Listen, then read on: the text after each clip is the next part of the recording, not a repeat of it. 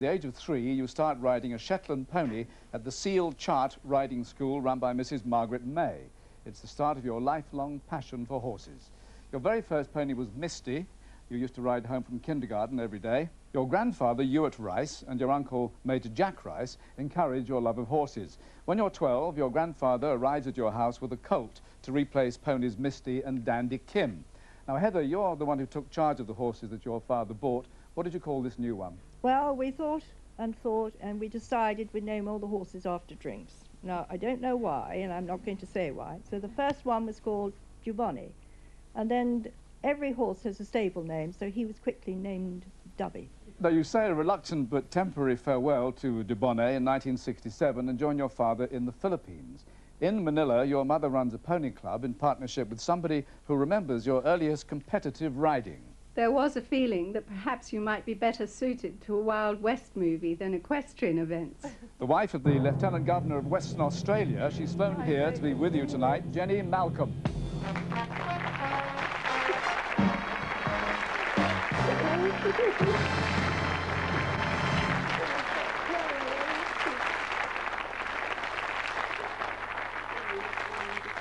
Jenny, step into the hall and tell us the story. What was the problem then?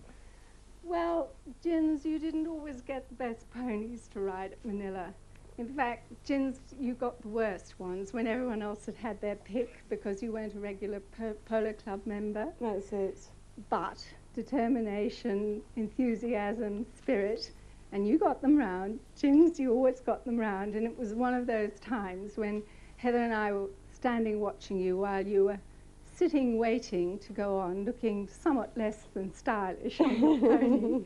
And Heather sort of nudged me and said, "Oh, look at that cowboy. Do you think we'll ever make a rider out of it?" I'm much a tomboy, I'm afraid, wasn't I? And look at you, how proud we are. Oh, thank you very much. Thank you.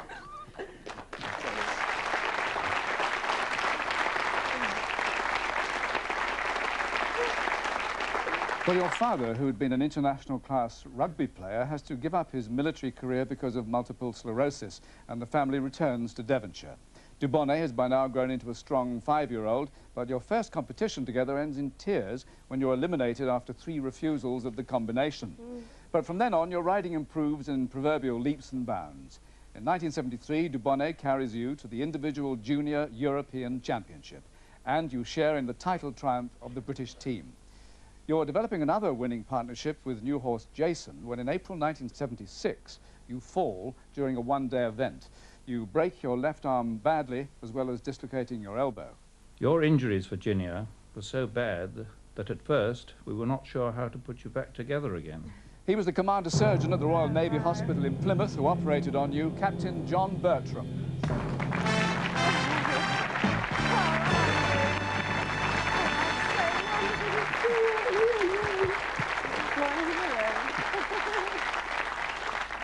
Did this seem like a hopeless cause at first? Well, we were a bit distressed to know what best to do. We thought we'd have to take part of your elbow out. But after discussion with a colleague, we decided to try and put you back together again. He's so handsome, too.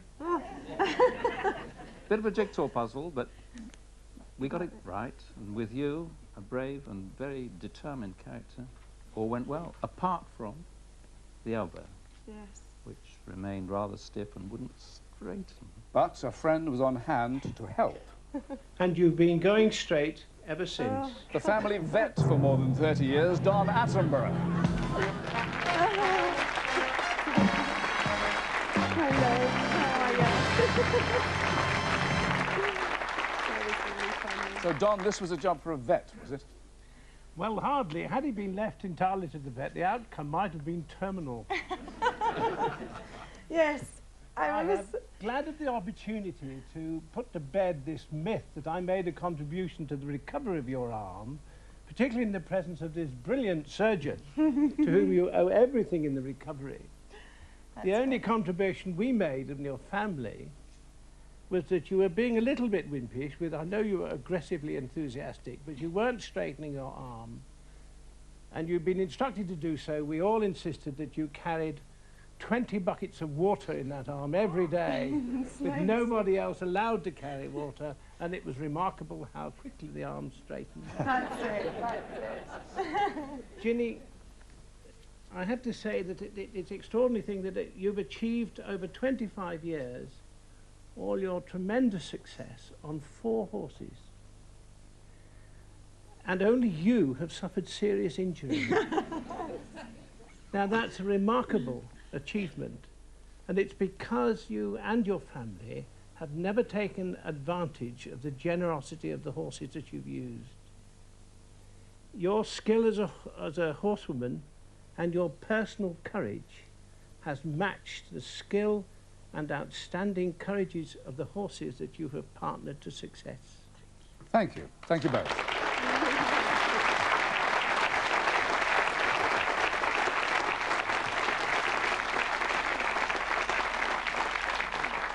Because yours is a family that favours a bent elbow anyway. I know that. Exactly. Now, it's past the bedtime of 2 of your best friends who played such an important role in making you one of the finest of all 3-day eventers. Now, here comes Nightcap to greet you, followed by Priceless, on whom you won the world title. Oh, wonderful. Look at them. Now, if we promise not to tell, could you actually say which has been the favourite of all your horses? Mr. P, Priceless, I have to say, has this very, very special, tiny smidgen of a favourite. Right. No one will know. Nobody ever knows. Now, on to more personal relationships. You're married for 3 years to Hamish Leng, with whom you remain good friends. And on October the 1st, last year, you became Mrs. Elliott. Mikey, the honeymoon destination was a surprise. It's quite difficult to find somewhere she hasn't been to in the world. So I said we're going to go on a bicycling tour of the West Country. And from the reception, we bicycled off down this quite long drive, I discovered, where there was a car at the end, which took us to Heathrow and then to South Africa. Which is so exciting. I mean, I drove him mad. I did nothing but talk all the way there. And finally, on the aeroplane, he said, for goodness sake, just be quiet. How romantic. Now, Louise Bates. Louise, you and Ginny have been best friends for more than 20 years, I think, and there is a serious side to her. She's always willing, doesn't matter how busy she is, to help other people, especially people who are very ill. And there was a special girl called Emma Strange, who you helped, and sadly, dear Emma, she died of leukemia. But Gin was a great help to her parents, Jill and Roger Strange, and a great support to that family. Good Thank girl. you. Well, you've become a regular team member on the BBC's quiz, A Question of Sport, and your captain, Ian Botham, knows what happens next. Oh, Well, they caught up with you at last, Ginny. It was only a matter of time. Congratulations on a well-deserved honour tonight. You've always been a great sport when you come on the show, and I remember you coming to Bristol to watch the road show when I was with Viv, and as you can see, this is not normal attire for me. And I seem to remember someone's car getting towed away. But I hope you have a great night tonight, Ginny. Don't leave the car double parked, and take some Fensick in the morning. Thank you, Ian. That's right. What was the double parking bit? Well, that's a long story, all right. but the slightly shorter one was, I don't know why Ian's always had me on his team, poor thing, and I always lose for him as well. But during one particular programme, I gave him a little present, which was a badge, and it said, "You can't fly like an eagle when you work with turkeys."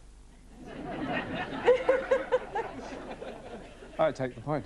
Now, in 1989, you do a good turn by introducing a former badminton eventing champion to one of our greatest ever athletes. And I'm here to thank you, Ginny, for bringing Seb and I together. She was then Nicky McIrvine, now married to the fastest man about the house, Mrs. Sebastian Coe.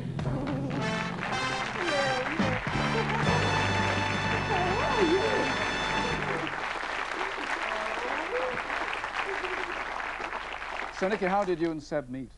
Well, It was mismatch maker. yes, I was staying with Ginny for Gatcombe Horse Trials. Actually, I think it was 1988, but I'm not sure. And she'd invited Seb through somebody else for supper as well. But he didn't actually ask me out for 2 years. So how's that for a long, long time in between? But no, and I seem to recall telling some rather risque joke, having had Yes, too I was many a bit glasses worried of about wine. that. And I thought, God, what have I just said? And I've never met this person before. Anyway, the evening passed, and really what I'd just like to say as well, Ginny, is a huge thank you for everything you've done for me in my career, because you've been such a help. from fitting my horses through to absolutely helping me on big days when you've had just as much pressure yourself. And I just can't tell you how much it's always meant to me and been such a good friend. And I also have a message from Seb, who sadly can't be here tonight because he's got a running 3-line whip, as usual. And he'd just like to say that you've always been the ultimate competitor in his eyes, and always in total pursuit of perfection, and such a fantastic example to those who follow you. And that's from her message from him. Thank you. Thank you, Nikki. And that's linkage.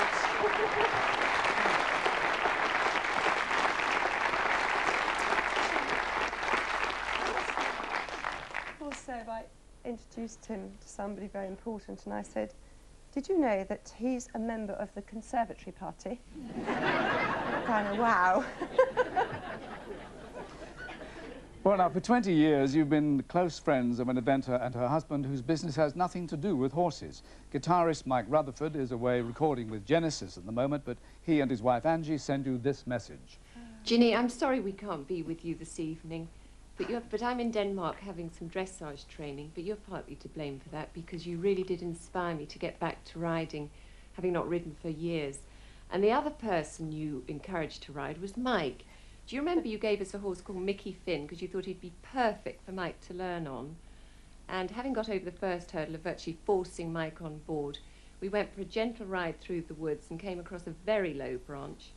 And I told Mike to bend right down by the horse's neck, but I think he only bent his head. And the branch went down the back of his shirt. By the time I looked round, Mike was suspended mid-air without a horse between his legs. And then he hit the deck. So it wasn't really one of your finest moments on horseback, was it? No, but you can be assured, Ginny, there have been many more accidents since then. I have you to blame and also to thank for all the good moments. Have a great day. Oh, well. Thank you, Mike and Angie Rutherford.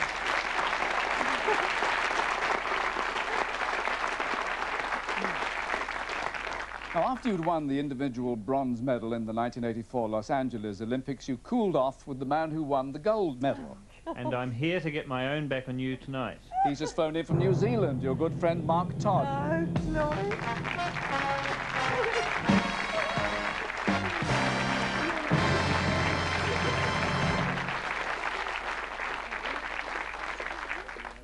Like he looks a bit wet and wild after the Olympic triumph. He always is wet and wild. Well, that was a particularly amusing afternoon, if you remember. We were all sort of fairly high after our Olympic efforts, and it was actually one of the few times that I managed to beat you. But there was the usual party back at the New Zealand camp, and I think your team was sort of stable next to ours, and the champagne started flowing, and fairly soon it got a bit wilder, and the next thing the hoses came out, and everybody started getting sprayed, and then if I remember rightly, it was you and Tiny Clapham who managed to pin me down and take all my clothes off, bar my knickers. It's such fun. I thought so too at the time. But anyway, you're a wonderful ambassador of the sport, Ginny. I think whenever I'm teaching, I always use you as an example of the absolute perfectionist. You're a wonderful inspiration to all the young children, and you're great fun to have as a competitor. Oh, Toddy, Mark Todd, thank you very much.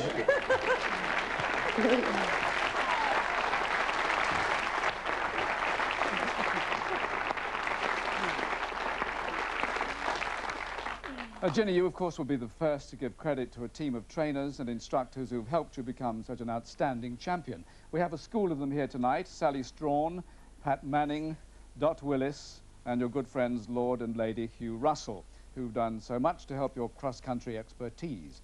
Missing is the first trainer who ever gave you a leg up on a horse. Actually, it was a Shetland pony. You were 3 years old, your first riding instructor, and still holding the reins as a teacher, Margaret May.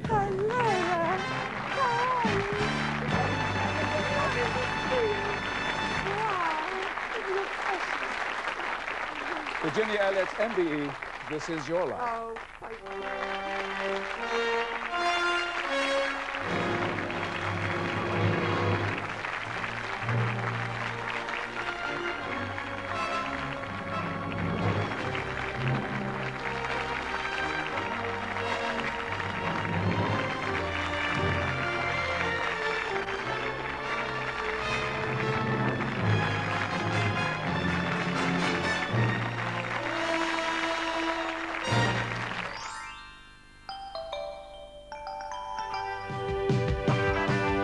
This Is Your Life, sponsored by Konica Film and Cameras.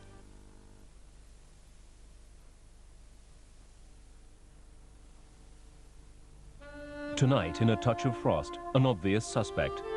He's arrogant, he's nasty, and he gets away with murder because of who his mother is. A shocking revelation. Kill? What do you mean, kill? So you didn't know he was dead? Don't tell me your boyfriend didn't bother to check that out before getting you to fake his alibi. A cheap date. How'd you like me to buy you a cheeseburger? Yuck. A Touch of Frost, tonight at 8 on Granada. A touch of Weatherfield after the break. The Argos sale is so great! I just can't get over it.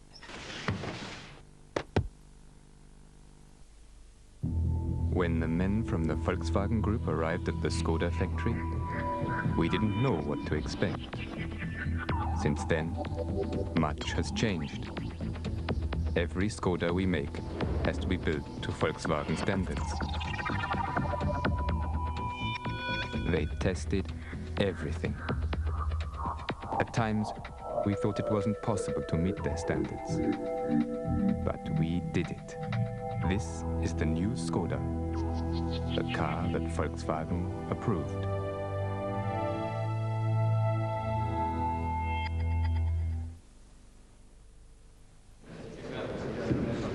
These Kiwis couldn't have chosen a better time to come to the UK. Now you can make cheap rate calls to New Zealand or anywhere else in the world all weekend. And the weekday international cheap rate now starts at 6 p.m. So it makes it a lot easier to catch people.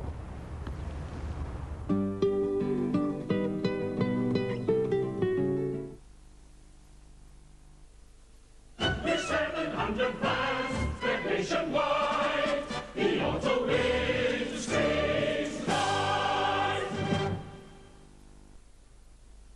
New Dolmio chicken casserole sauces use the best Mediterranean ingredients to bring out the best in chicken. So you can make the best tasting chicken casseroles like our red wine and mushroom. New Dolmio chicken casserole sauces. Only the best will do. Where can you find permanently low prices on everything from sandwich fillers to tea time snacks for kids? From crisp salad to fresh fruit, from garden toys to sausages and burgers. At Asda, where prices are constantly checked to make sure they stay low, permanently low. That's Asda price. All the boys would like these for the match tonight. 20 chalk ices, just 99p. Way below, way below, way below. Farm Foods, our prices are way below.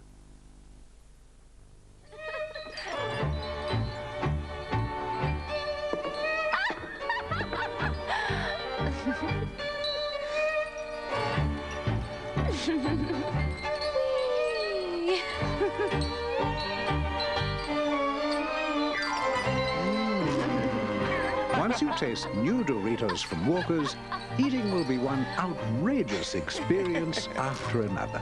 New Doritos. Let loose. I sent your mother some blue irises, Dorothea's favorites. You forgot. I don't know how I forgot. Mother would never have forgiven me. She certainly wouldn't. Her daughter drowned. You were there. Can I help you at all? No, I'm all right, thank you. Whatever it is that you've done, it can't possibly be that bad. Dorothea, I'm sorry I forgot your birthday. Haunted by the past. I don't want to be forgiven, Andrea. Forever Guilty, Blue Irises, Thursday, 11:10. Hello, good evening. Well, you'll find us back in America at 10:40 tonight, not on the pitch, but on the trail of a band of Confederate renegades, all heading for the Mexican border with Tom Selleck and Sam Elliott in hot pursuit as the Shadow Riders, tonight's film at 10:40. Meanwhile, in Weatherfield, Curly's got to do what a man's got to do, so Steve, look out.